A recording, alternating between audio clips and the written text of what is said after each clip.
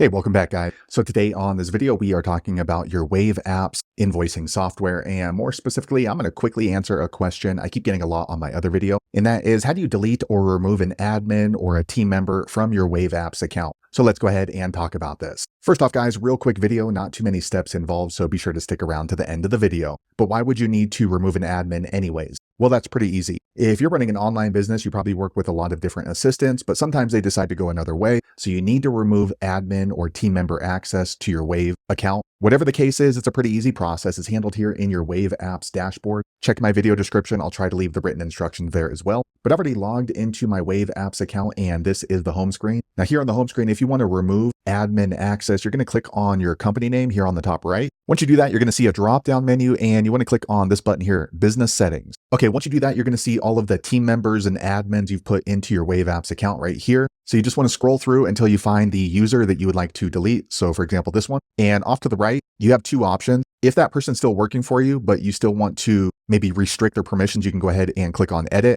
However, if you'd like to completely remove them from your Wave apps account so that way they cannot access your book, go ahead and click on Delete. Okay, next you're going to see this red pop-up right here asking if you're sure you want to go ahead and remove access to that person. And also let you know they will not have access to your account any further unless you re-add them. If you're okay with that, click on Remove User. Okay, a quick second later, the page refreshes. Now you can see that admin user has been removed, so they can no longer access any of the data in my Wave apps account unless I add them again. So there you have it, guys. If you're wondering how to delete or remove a user or an admin in your Wave apps, that's the easiest way I know how to do it. If you know an easier way, be sure to leave a comment below. Let the rest of us know how you did it. Hopefully you found that video useful. If so, click thumbs up or maybe consider subscribing to my channel, and I hope to see you on the next video. Thanks again for watching.